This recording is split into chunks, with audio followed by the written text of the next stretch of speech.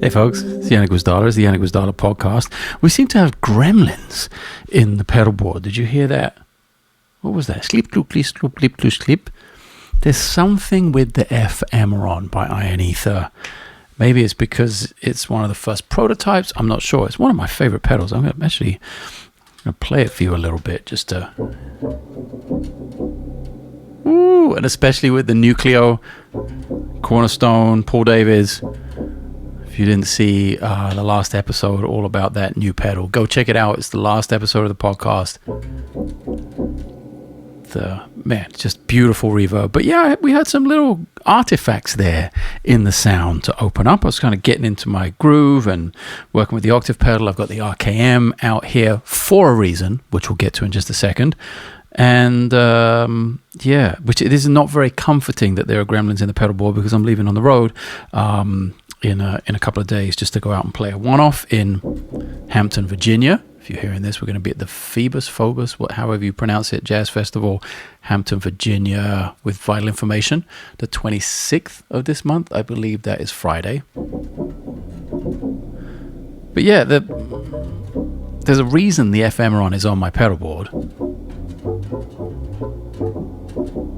Like, I really dig it. Let's turn the reverb off.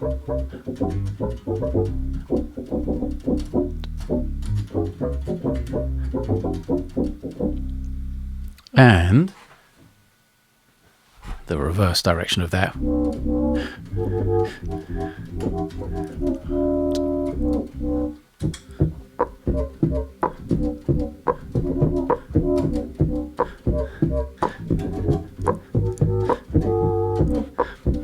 Like with every synth pedal, although, yeah, I haven't played the new bass synth by MXR yet. Still waiting on that one. But I was going to say with most synth bass pedals, they take, I think, a lot more work than people give them credit for. And I had not intended this episode to be about synth bass, but why not just divert for a second and talk about that just a little bit? Because I think a lot of people buy a synth bass pedal and expect it to solve all of their issues, to immediately sound like a synth bass, like a keyboard bass, like a Moog or something like that. And that's not really the reality. The nature of audio hitting the pedal, instead of it being triggered by maybe MIDI in a keyboard setup, or just that action of playing a keyboard to get the sound, it's so different in terms of the touch. I think obviously with both hands, but I actually think maybe more so your picking hand. For me, that's my right hand. Especially when I go to that much tighter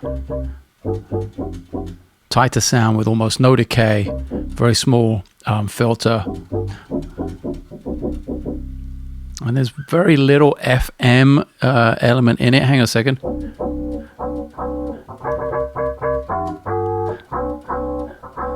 Oh, that's a little aggressive, but you see I'm just opening up the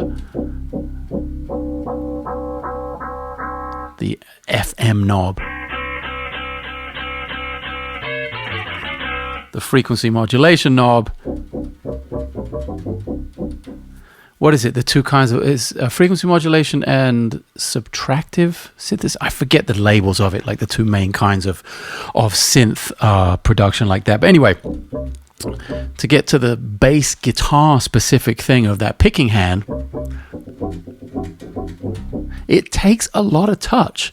And it takes, I think, a lot of practice. Maybe people underestimate the amount of time you got to spend with the pedal, with the instrument, getting a feel for it. I've got like I said, the RKM, the 5-string, the custom jobby.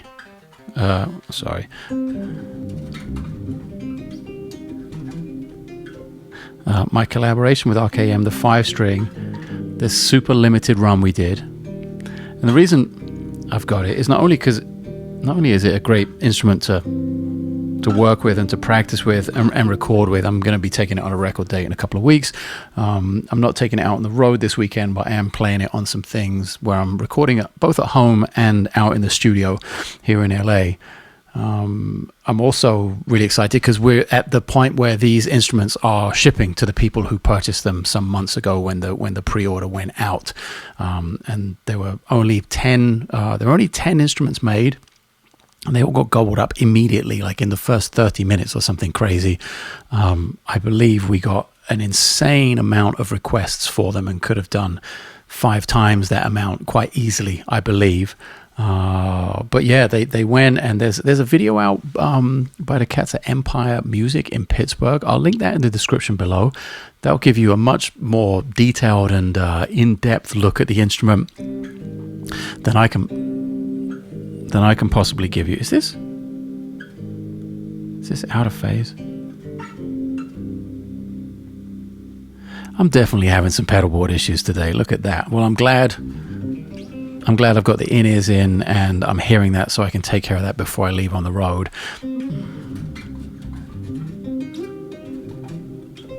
And this is a slightly different setup. This is 33-inch scale. I normally play 32. String spacing a fraction wider than my main bass, but really negligible. And then, of course, the double P, the active pickups, all of those things that make it, double cutaway, for instance, all those things that make it different from the main Matheson that I play. And I'm always, every time I play it,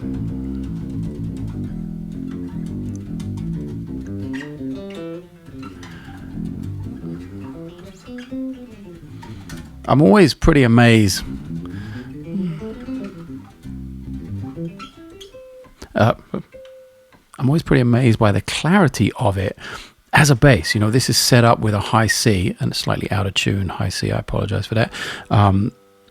It's set up with a high C. It's set up for really more so what I do as an artist and how I play chordally.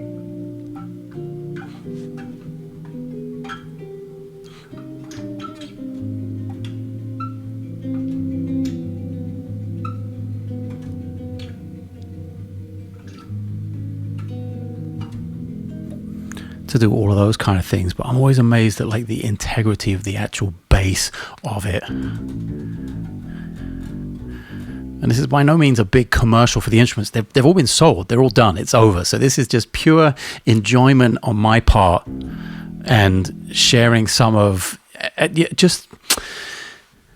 sharing some of the happiness of the fact that it worked out. You go into these things and you meet new people and they say, hey, we could do this. And I say, well, I would like to do that. And then sometimes it works out and sometimes it doesn't. But when it does work out, when it does go very, very well, there's a lot of joy involved in that. And I'm very fortunate. I understand I'm incredibly fortunate to get to reap the rewards of that in terms of actually owning one of these things.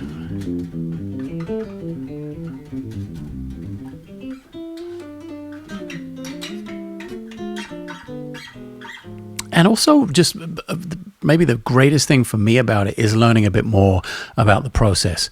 There's never a time where you're done. There's always something more to know about the process of creating an instrument, thinking about what you want, different woods, different finishes, different colors. We had this prototype.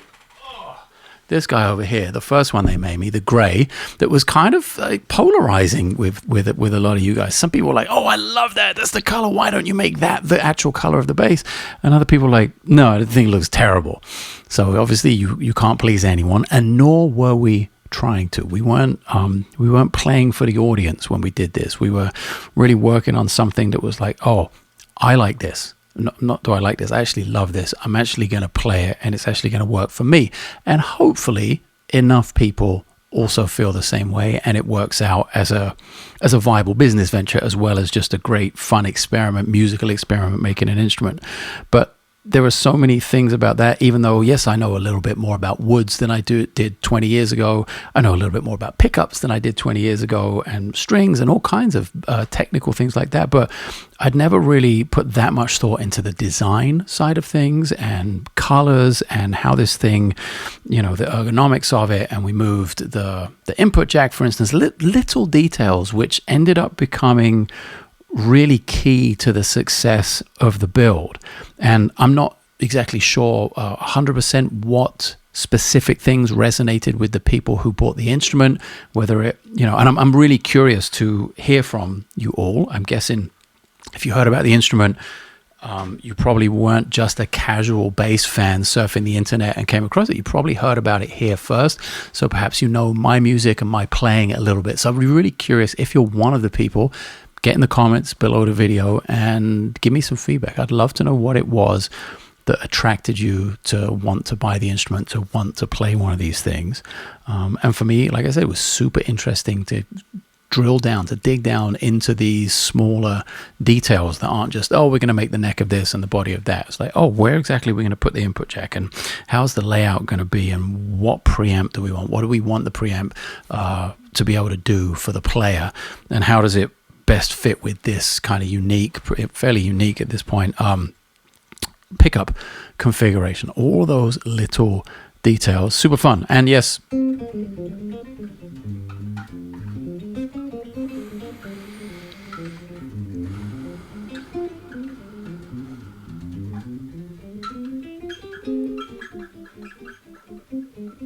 it does play very, very well. Let me move the prototype out of the way here.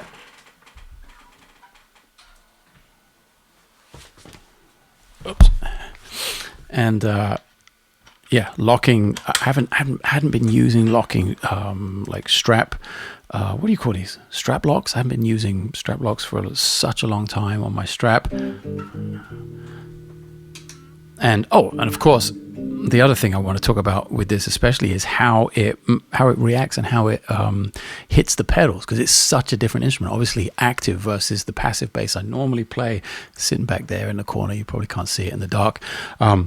So that was always going to be kind of an issue for me.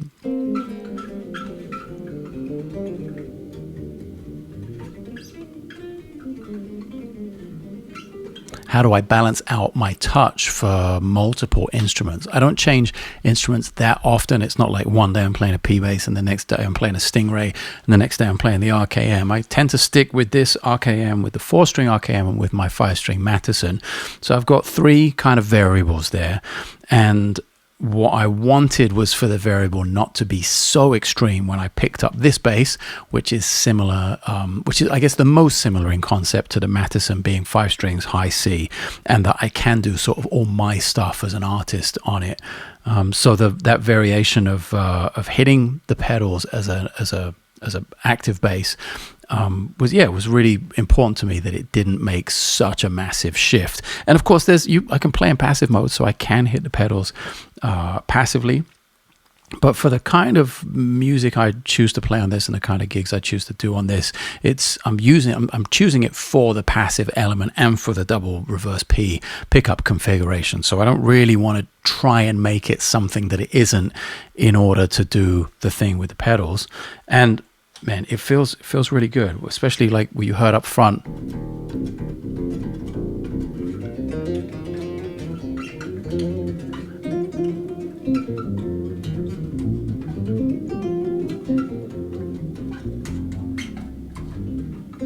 It does feel really good. I really don't notice anything stepping out or being an issue.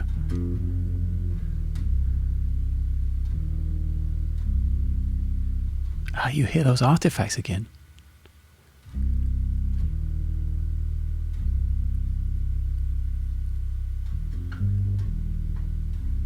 I actually like them. I think they're really musical, but obviously I don't want them on in the middle of a ballad where they're not appropriate. And they seem to be happening. That seems to be happening when I use the subharmonic or the octave pedal. Bummer. Okay. So maybe the FM one is going to have to be nixed from the pedal board for the run this week, for the little trip to the East Coast. Bummer. But yeah, if we can ignore that, using all of this stuff, the subharmonic stuff, maybe some of the feels really good on the harmonizer stuff with the HX Stomp.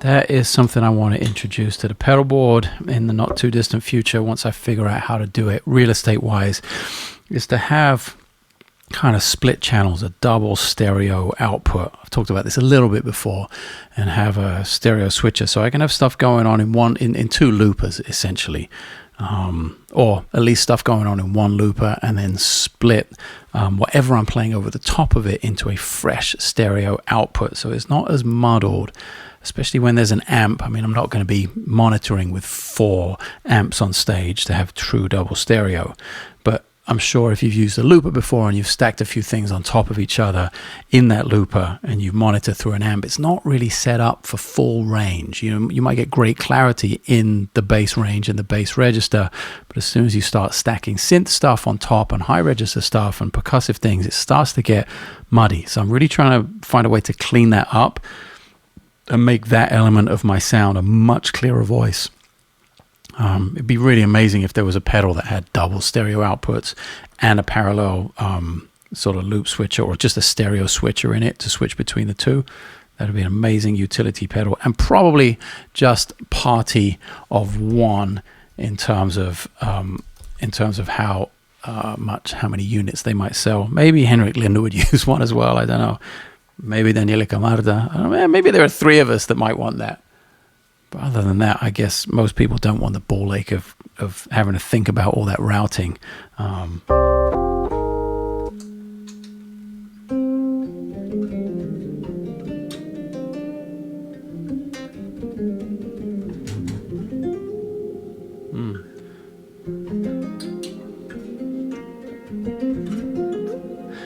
Roll in some tone.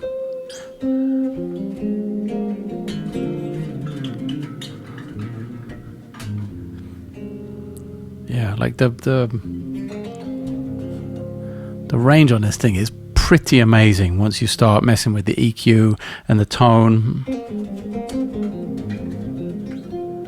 And also another thing, brain's kind of all over the place today, but another cool thing was just seeing the photographs coming from the factory in Mexico from the guys at RKM, like said, hey, look at this, with like the bass is hanging, and like you start to see them with the right color and put together, and then the pickups, and just the progression of seeing all these instruments come together over the last few weeks, and then seeing the bass go out to Empire Music in Pittsburgh and see it like out there, like actually out there, and being delivered to customers and stuff. Very, very cool, and a nice sort of conclusion to the process, I guess, and understanding, maybe what comes next, what other things we've talked about doing together potentially.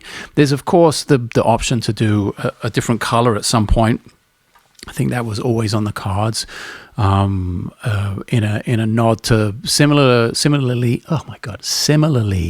to what someone like like Ian Martin Allison is doing with Spencer Lull with the Mike Lull basses. They do some very, very limited, like this, less than 10 pieces, very limited runs in super cool colors. So we may do something in a different color. This color is done though. That's like retiring the jersey into the ceiling of the arena. This one was one and done, and 10 lucky people, well, plus me, I guess I got one. I kind of had to have one, right? And those 10 lucky people that got them, that's it. Those are the only ones in this color. And I think if we do another color, we'll be really sort of true to the design and all the elements and keep those intact. Maybe just change the body color. So it's nice to be able to think about that somewhere down the line. How often is too often to do that? How many pieces is too many? How many pieces is too little? The price point, like all of these factors that, being just a bass player, you don't necessarily think about. There's this huge sort of vertical thing that is really, really quite fascinating from a production and a R&D and a business standpoint. Something that my eyes got open to being in the middle of this process, and also seeing how a small company, relatively small, actually a very small company like RKM, can make this happen in kind of short order. You know, when did I can't even remember. It was definitely 2025 that I got the 5-string prototype. So it's less than a year, and it's I think it's less, or is it? When did I get the prototype? Maybe November of last year. So it's less than a year that we went from a prototype to people having the instrument in their hands. That's pretty fast from what I can tell, especially for the quality of the instrument as well. Like you can walk around the NAMM show and play a ton of instruments, and you're like, oh, that's a little cheap and a little rough around the edges here and this thing and that thing. But when we got the final thing, I was like, okay, I see what's happened here. We're talking about serious quality that doesn't cost, $10,000, which is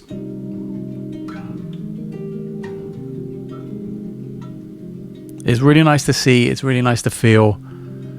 And I'm really looking forward to, like I said, hearing and seeing people play this bass in the wild.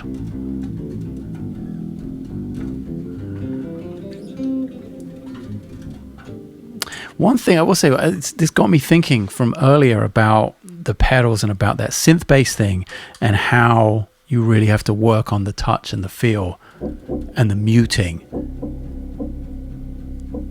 Like, look at that. If you hold down the note and just plug the string, it doesn't really even trigger that synth element every time. Like it's very sensitive. And my left hand, my fretting hand muting has to be just as sensitive as the right hand picking, actually.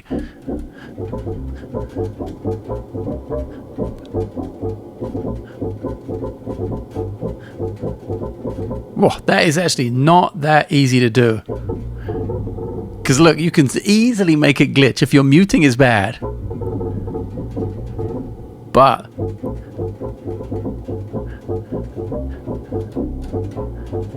I wonder how many bad reviews synth bass pedals have gotten undeservedly, because it was actually more about the user error of the player and just a bit of a lack of understanding about how those things work.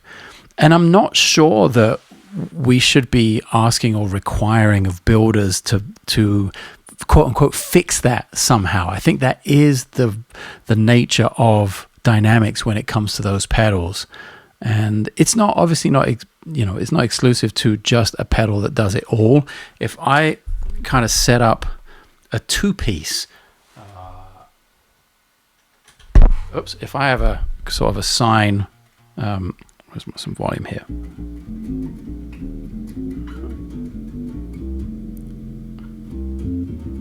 If I have my approximation of a sine wave and then I modulate that with, quote unquote distortion, I'm going to use the Franta bit, which is more of a sample rate reducer, bit crusher, and gives me options to modulate that wave.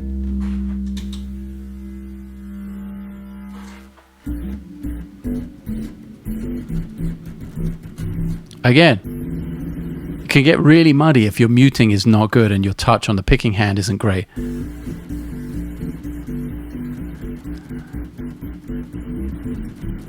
Especially if you want to play something busy. I mean, it's not normally my go-to thing to play a ton of busy, dense, sort of note-intensive bass lines when I have a sound like this on.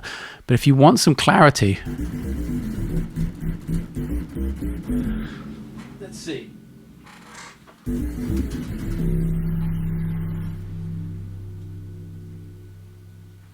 Let's use the sample rate reducer.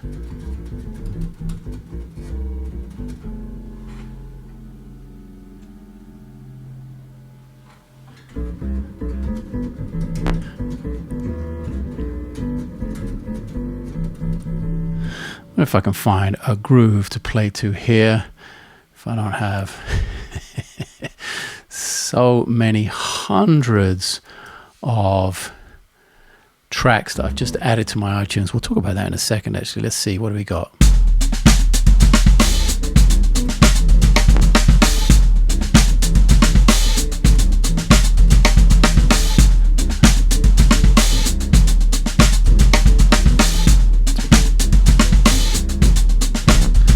Some more tone.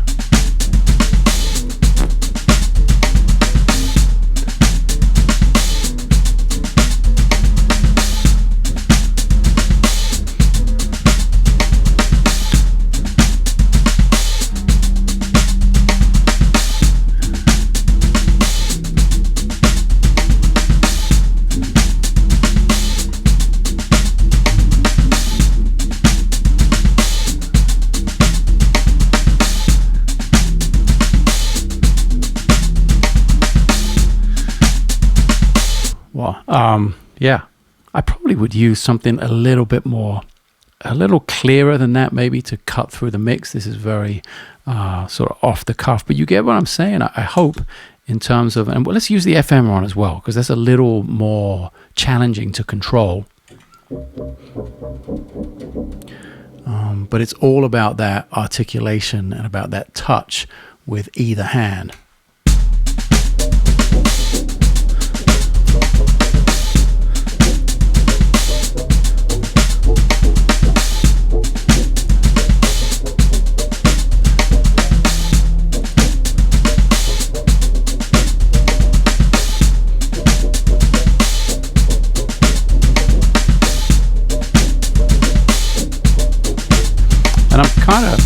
I'm kind of just trying to make a point here. I don't think that is necessarily as busy as I would want to play with that, but I'm just sort of trying to push the boundary a little bit to see where the limit is and where my touch and my feel, where my ability, where the ceiling of that is, and where I feel like, okay, my articulation is now beginning to suffer. The sound is beginning to suffer because of a deficiency in my technique. I'm always looking for that ceiling, by the way. It doesn't matter what it is, what instrument it is, what pedal it is, what kind of music it is. I'm always looking for the ceiling, trying to give myself a feedback loop by really paying attention with a small amount of information, a small sample size like this, 1 minute of jamming with a loop, or perhaps recording a concert, listening back, or recording my practice sessions and listening back to that.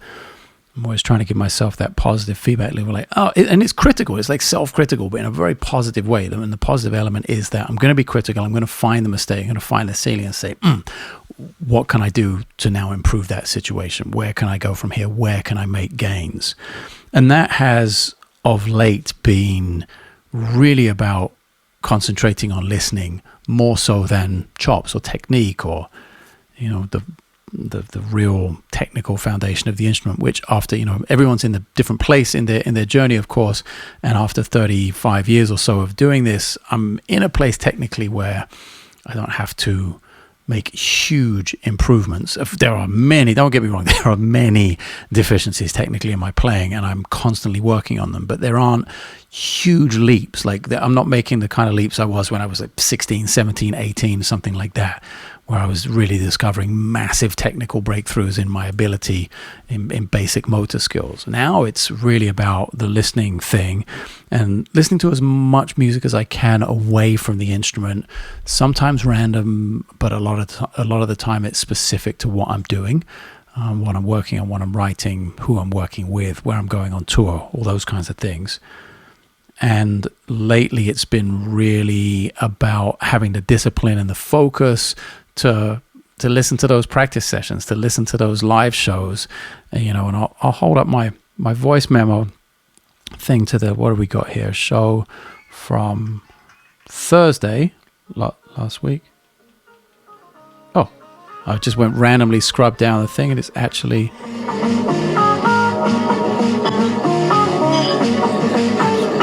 me playing solo with Bob. That's whatever.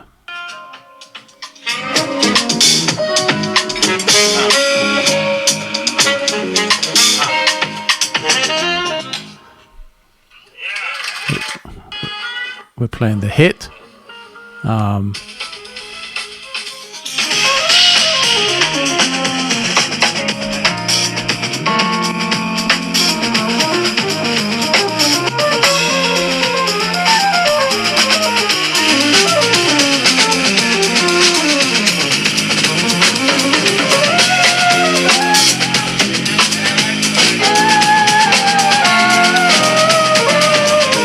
That is Chris Fishman, by the way, BT Dubs, who was subbing in for Roslyn on the gig. Chris is in Pat Metheny's Side Eye trio project. You may have heard him there. Fantastic keyboard player, young cat, really good, really, really great player, and had a lot of fun on the gig. But it's really having the discipline to go back and listen to that.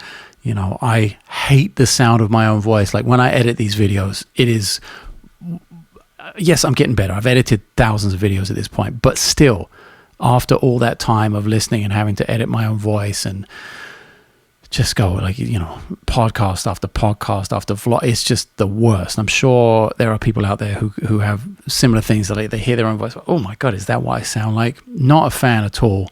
It's very similarly with my own playing a lot of the time. And I've been working really hard to get over that kind of insecurity, over that hump, and have the focus, the discipline, and the correct intent with which to listen back to that information and give myself, constructive criticism, basically, and figure out that positive feedback loop that I mentioned earlier of how to get better, how to improve. And that I'm actually seeing gains in my overall sort of relaxation and comfort level with the instrument and with the music. And when I picked up this instrument,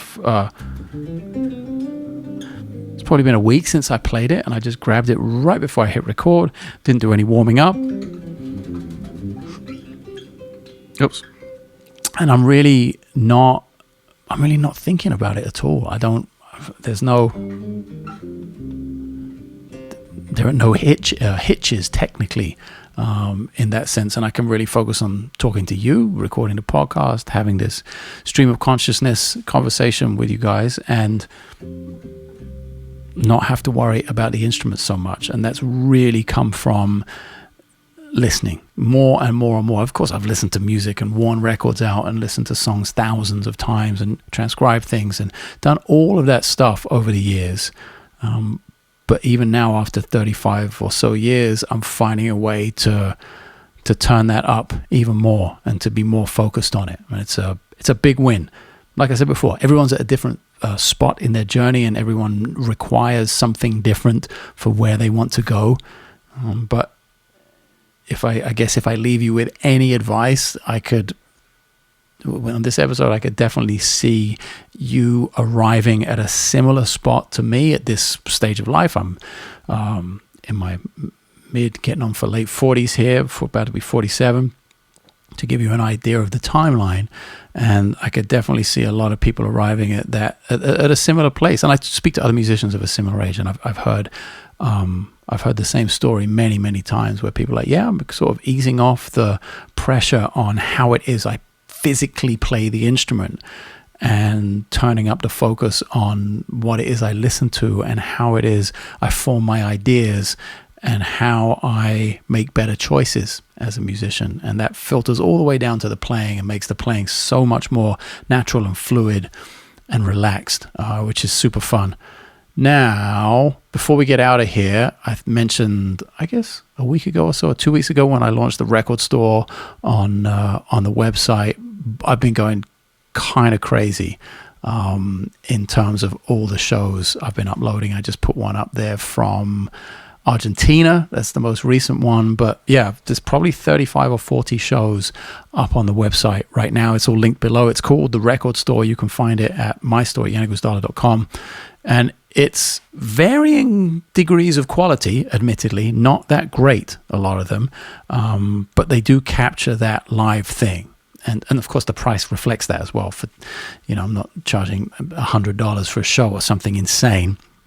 They are what they are, and they are, for me, a great memory of things that happened in the past, and a motivation to go do more of them in the future. Like, I want to continually add shows. I'll be very sad if I don't add any shows from 2025, for instance. So I've only had one band leader date this year in Austin, and there's the potential to maybe sneak another one in before the end of the year. Let's see. Obviously, I'm not uploading and selling anyone else's shows, even though I do record all the Vital Information shows, the Mike Stern shows, the Bob Brown shows. Like, every show I'm on, I have some sort of recording of it. You'll have to try and convince those artists to do what I'm doing here. It's a shitload of work, by the way. It's not something that is quick at all. I go in and I chop everything up, and I do a little kind of mastering thing in Logic, and I make sure there are good fade-ins and fade-outs, and name everything, and a little bit of artwork. And you know how it is, make a preview. There's a little audio preview of each one, so you can tell the quality, high or low, that you're getting on each bootleg. But it's really rewarding and amazingly fun to listen back to all of those tours from the last 20 plus years, 25 years of shows I have up there, and remember things that worked and things that didn't. Like, I can still learn from something that happened in like April of 2009. That's the most amazing thing. So when I talk about, upping the focus, turning up the focus on listening these days, it's really listening far and wide. Not just to, what's on Spotify today? What can I find? It's like listening to stuff from 20 years ago, 25 years ago of my own stuff, even farther back than that. I'm debating whether or not to put one of my first ever shows with my own band in London up there. It's kind of rough around the edges, but at 18, I think it was 18 when it happened, might be an interesting one to have up there.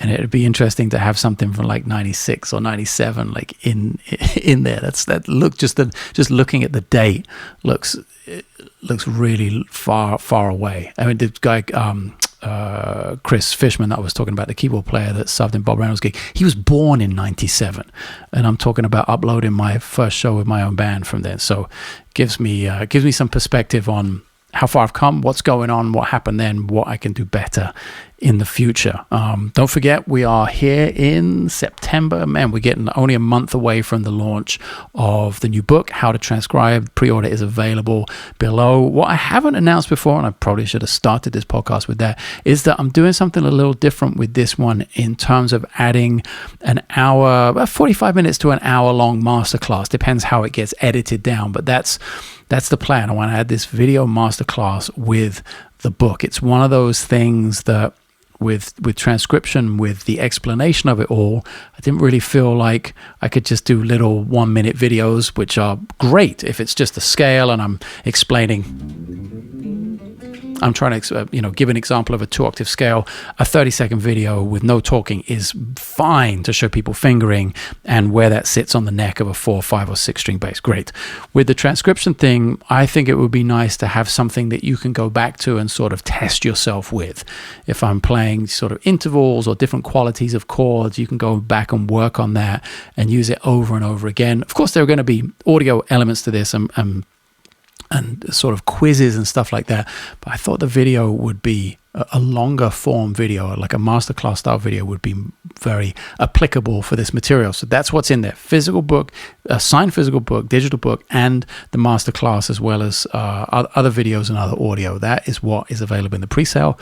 Link below in the description of the video, as is the record store. All of these bootlegs, basically the story of my touring solo artist life. It's not all there yet. There are hundreds of those, but 30 or 40 of them are up there and available. I think if you buy 2, you get 2 50% off. I think that's the deal we're running right now. So go check them out. And that's it. I appreciate you spending your time with me for a little while, talking about music, looking at this beautiful RKM bass.